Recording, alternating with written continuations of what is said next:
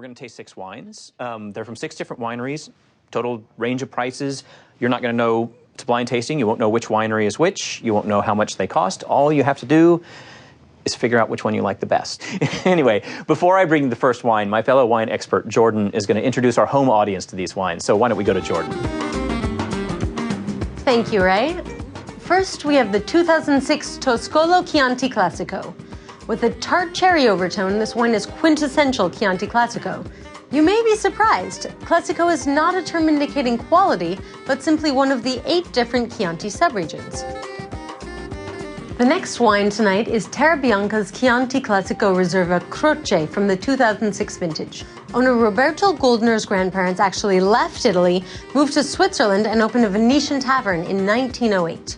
Almost 80 years later, Goldner felt a yearning to return to his roots. The result was this winery, Terra Bianca, the source of this deeply Tuscan red. Our third wine is the 2006 Castello di Quarcetto Chianti Classico Reserva Il Picchio. The castle at the heart of this respected estate was once a lookout point for Rome's imperial armies. Unfortunately, they weren't able to drink this powerful red. In fact, Roman soldiers usually drank vinegar mixed with water, not nearly as appealing. Fourth, we have the Castello di Monastero 2004 Chianti Classico Reserva. This Chianti is unusual because it includes a small percentage of non-Italian grapes, the French varieties Merlot and Cabernet Sauvignon. But one sip tells you that you're in the heart of the Tuscan hills, nowhere near Bordeaux. Up next is the 2008 Castellare di Castellina Chianti Classico Reserva. For a Chianti to be labeled Reserva, it has to meet stringent legal requirements, at least 24 months of aging. Castellare's owner, Paolo Panerai, goes one step further, aging his wine for a full 2.5 years before releasing it. Our 6th and last wine is the 2007 Marchese de Frescobaldi di Pozzano.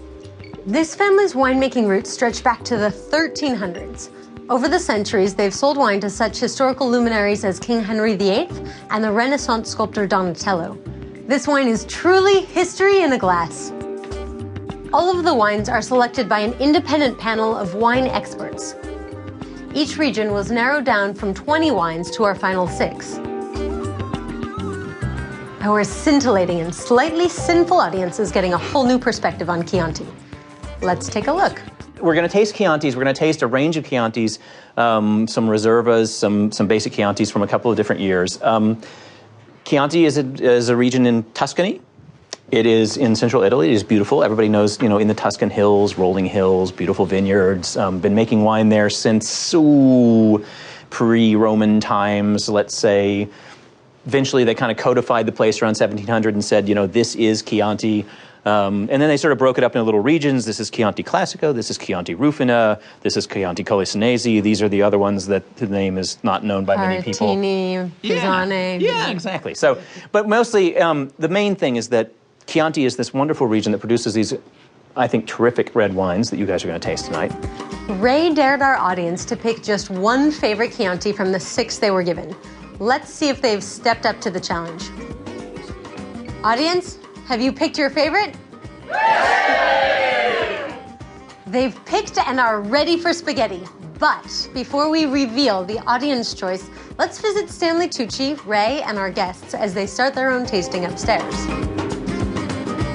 Chiantis on the whole all Chiantis are primarily made from the Sangiovese grape.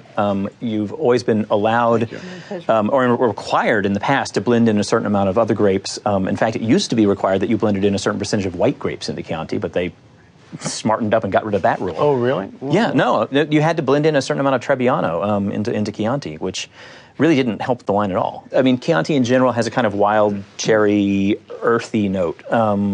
Actually not quite earth, but like a little bit of like dry leaves and forest floor kind of thing, which is what, which tastes fantastic. I know you're skeptical. It's all right. Yeah, but anyway, see what you think of this one. I'll be back with the next one in a second, and carry on. Thanks very much. Well, that's a nice wine, isn't it? Mm-hmm. It has a really nice dry finish, but it's not sort of painfully dry. Mm-hmm. Do you know what I mean? It's not really the bottom of the forest floor. It's somewhere. No, are you somewhere in the middle, isn't it? Sort of. And those for me, those are the tannins. Yeah. And they're sort of,